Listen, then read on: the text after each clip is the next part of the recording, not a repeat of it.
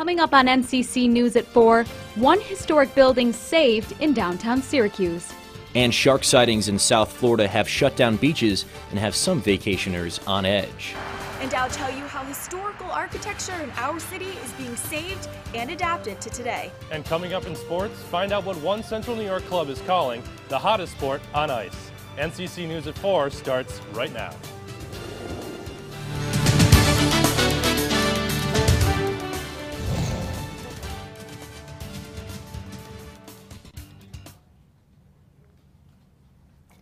Good afternoon, I'm Stephanie Jacobs. And I'm Jared Cram. Welcome to NCC News at 4 o'clock. The city of Syracuse is taking steps to preserve historic buildings. But what's it costing you? That's our top story.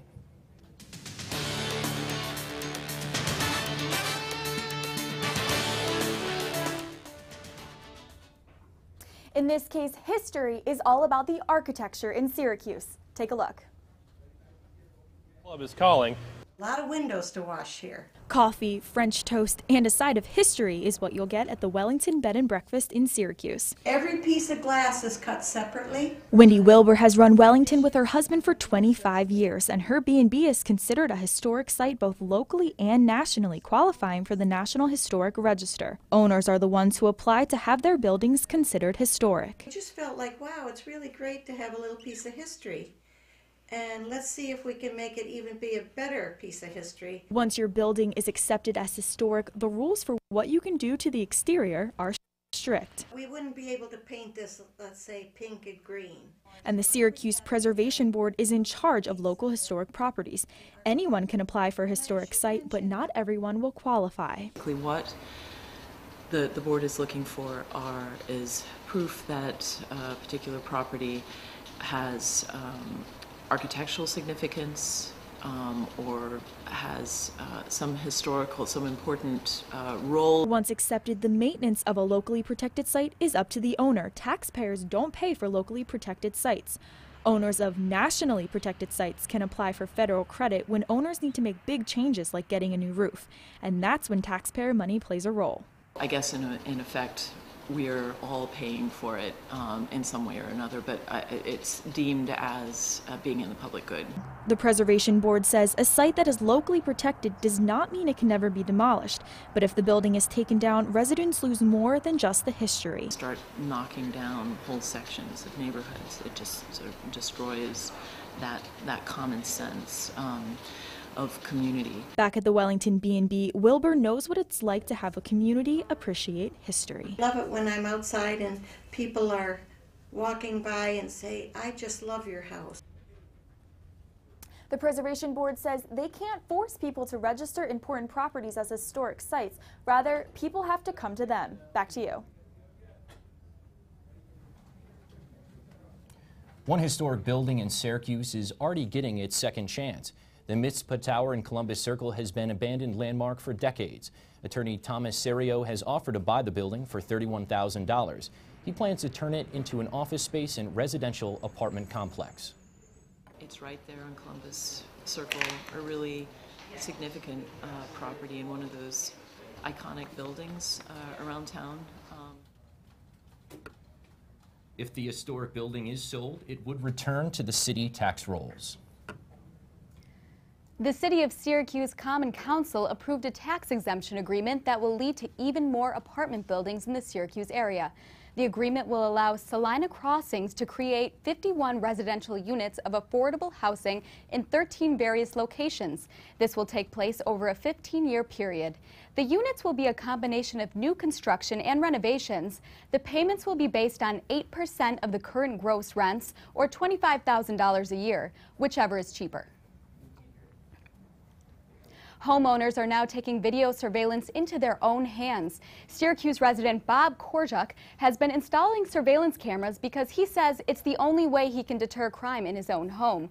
Korczak is starting a campaign for $25,000 to install these camera systems for free. All you need to have is the camera. Free, hopefully, like I said, 50 units, which would be 8 cameras each unit, and that would be 450 cameras. Watching the streets. We could cover every street in Skunk City.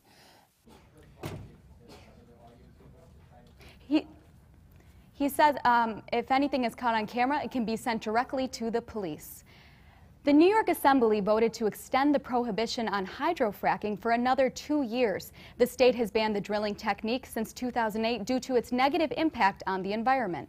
This would not include Syracuse or New York City watersheds, but that doesn't stop the health effects in the areas that will be affected. Problems with this cementing. There's health effects in every community that has been drilled. The proposal now heads to the Senate for further deliberation. Governor Cuomo wants New York to spearhead a national effort to get Greek yogurt in school lunches. The USDA is considering amending policy on the nutritional value of Greek yogurt, which means it could be served in schools nationwide. State officials sent a letter to the USDA encouraging them to pick New York as a pilot program. Cuomo says the initiative could bring an added boost to New York yogurt companies. In August, the governor hosted a yogurt summit to promote growth in the state's Greek yogurt production. The world's largest social network is changing one of its most popular features. Facebook revealed a fresh new look for its news feed today, one that emphasizes visual content like photos, videos, and shared links.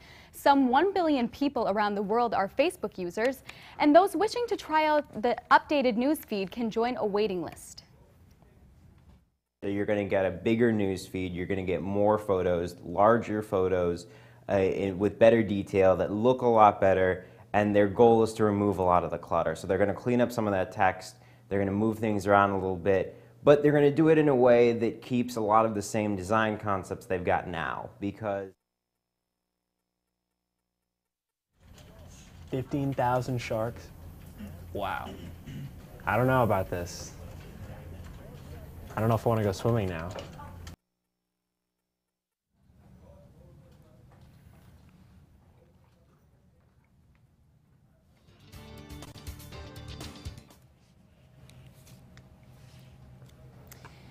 If you're headed to Florida to escape the winter blues, you'll have, well, the company of sharks, but more importantly, we're going to go look at weather now.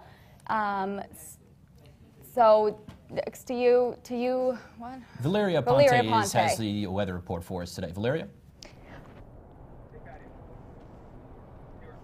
Well, Steph, yes, the Northeast is going to be hit by a winter storm Saturn, but based right now on what it looks and feels, it doesn't seem like Syracuse is going to get hit by it. The day has been pretty cloudy for now, but let's check out our current conditions.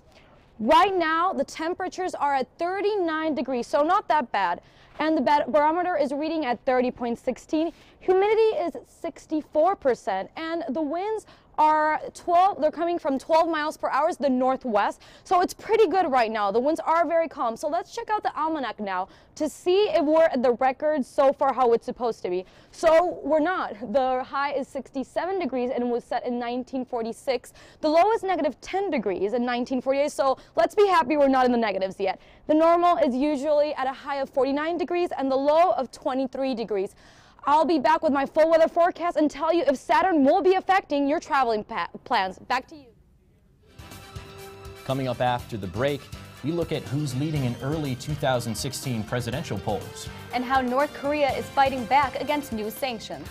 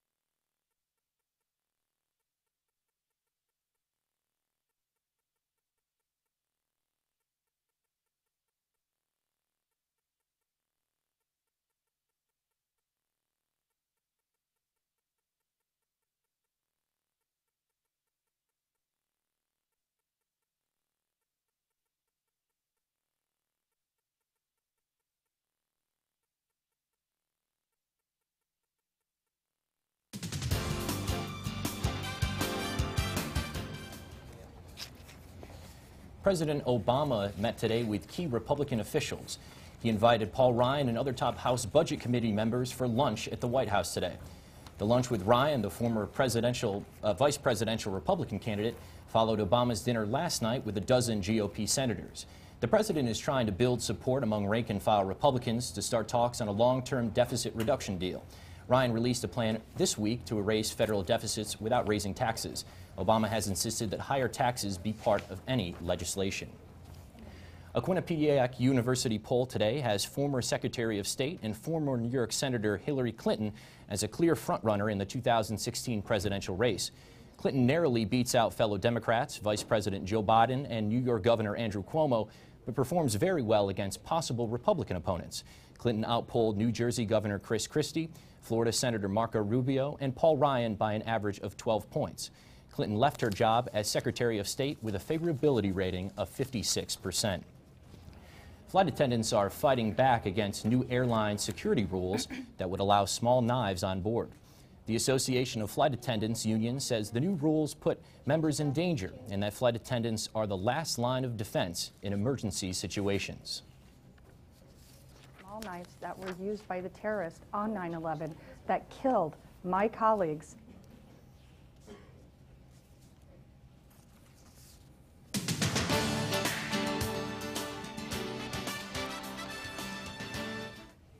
Hugo Chávez.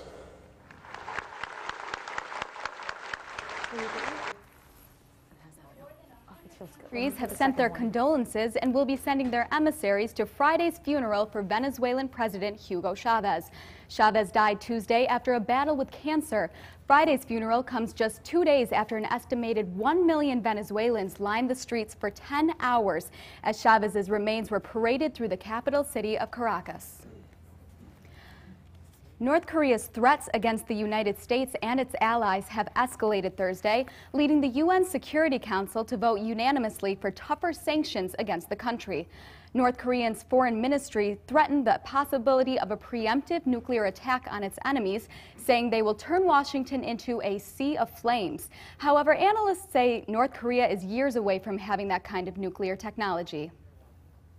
And the conflict in Syria rages on today as talks are underway to free 21 UN peacekeepers who are being held by Syrian rebels. The peacekeepers were abducted on Wednesday, and the rebels say they will hold them until Syrian President Bashar al-Assad's forces leave the village of Jamla. The peacekeepers are said to be unharmed and are being treated as visitors and guests.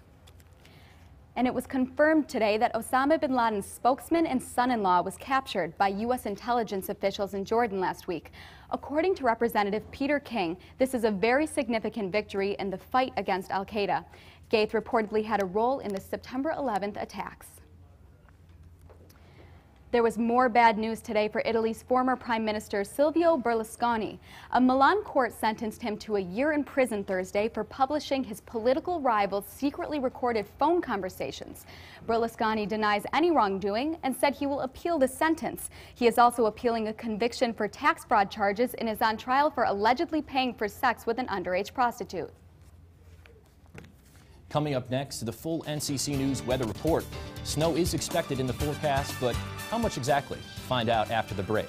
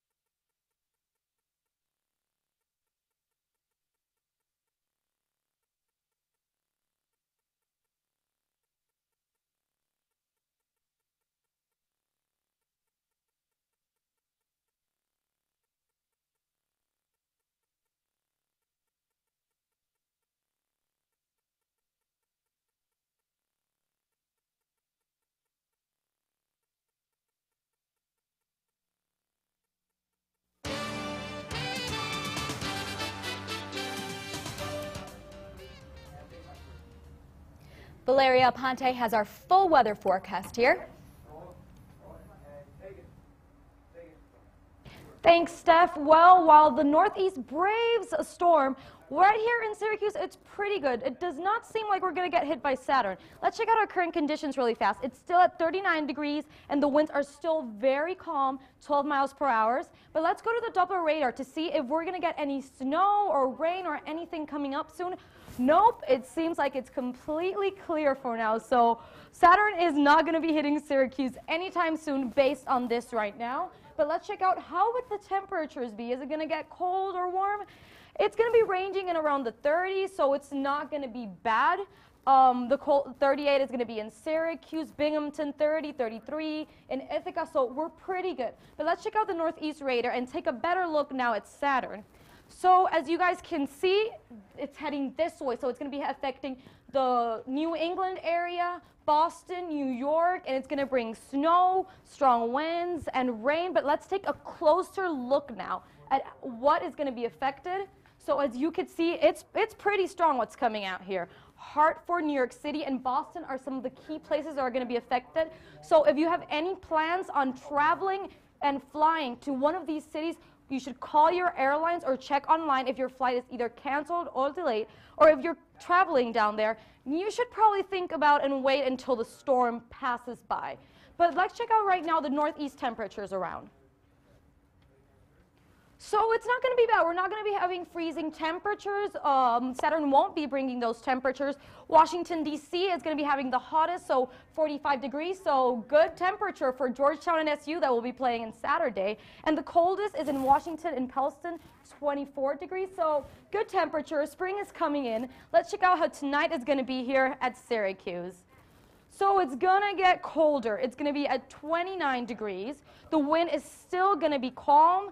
But there's a 90% chance of snow, so if you're going out, put your snow boots on, put your parkas, put everything, because it's going to be snowing.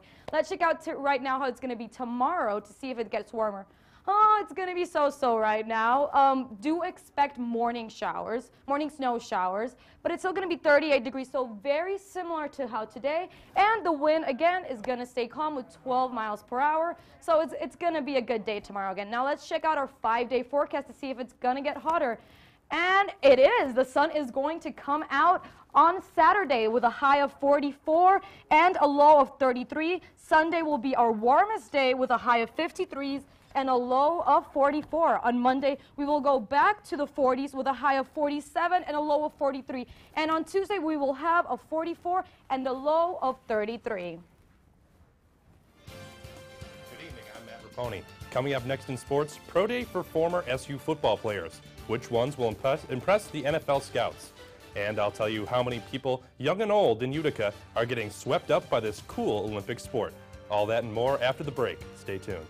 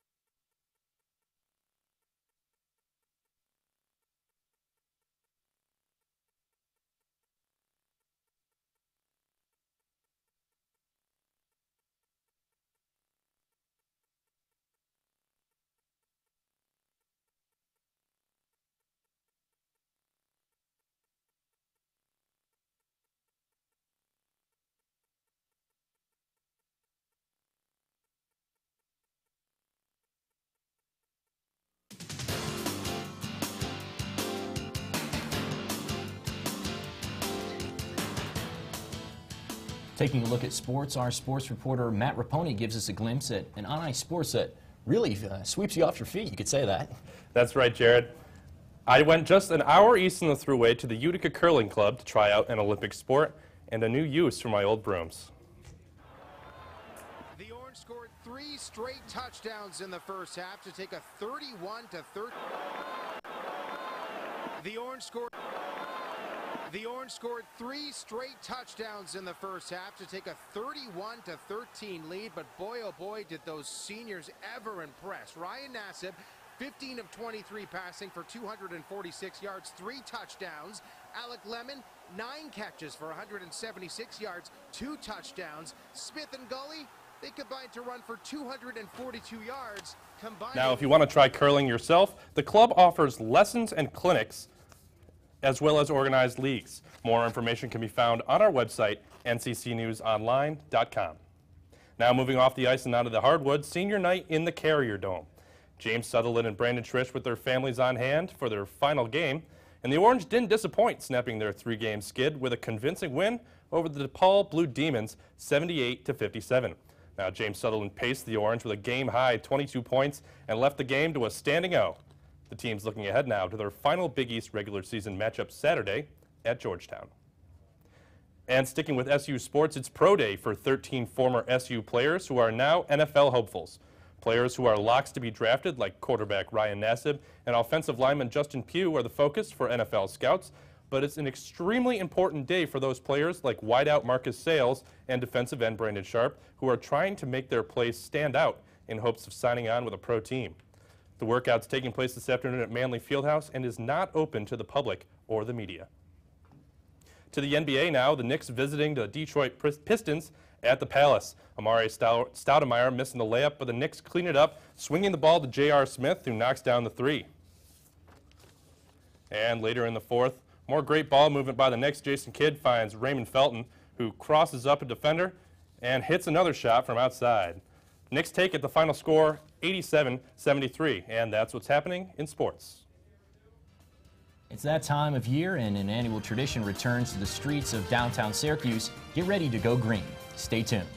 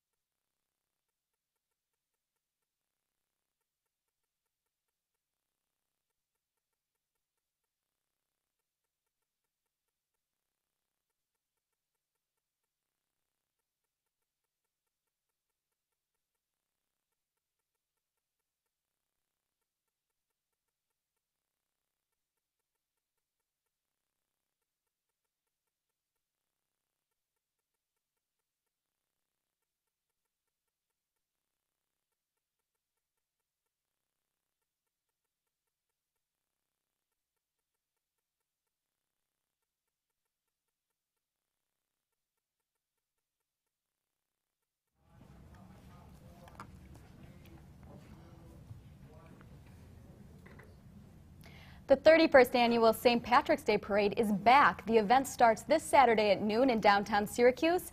SU Law Professor Thomas Maroney will serve as the Grand Marshal of the parade. And Maroney, an active member in the Irish American community here in Syracuse, actually taught Joe Biden while the current vice president was in law school. That's pretty cool. That's incredible. I've got my corned beef and cabbage ready for the parade day. I should have worn this shirt. You should have worn that shirt. Wasn't even thinking. Exactly, yeah. Of course, St. Patrick's Day, named for the day that St. Patrick drove the snakes out of Ireland. Don't know how that applies, but it's a great day to spend some time with your family downtown. Are you going to the parade? I will be at the parade. Oh. It's my first parade here in Syracuse. Really? But I got to paint the town green, I guess, for St. Patrick's Day. You got to do it. You have a leprechaun outfit? I do not have a leprechaun outfit, but I could get a red beard or something. I mean, that's a little embarrassing for you that you don't have one, but that's okay. A little embarrassing, but I am Irish, but I'll have definitely a lot of fun here at the St. Patrick's Day Parade. It's really fun. It's a lot of fun. I mean, it's Syracuse, so. It is Syracuse. Tipperary Hill will be hopping this time. We'll see you at It'll be Coleman's. poppin'. Have you ever been to the Syracuse Parade? I have. I've been to several because I'm from around here. Oh, that's correct, I live it up. Every parade. Now, what's your favorite float? My favorite float, you know, so many to choose from here in Syracuse. There's a lot of hardware stores that do it. Really? Yep. I know a lot of churches get involved. A lot of religious things are happening. There's affiliations, exactly. Go to Mass on Saturday and enjoy the parade. It's going to be fun for the whole family. That's all for NCC News tonight. I'm Jared Cram. And I'm Stephanie Jacobs. Have a great night.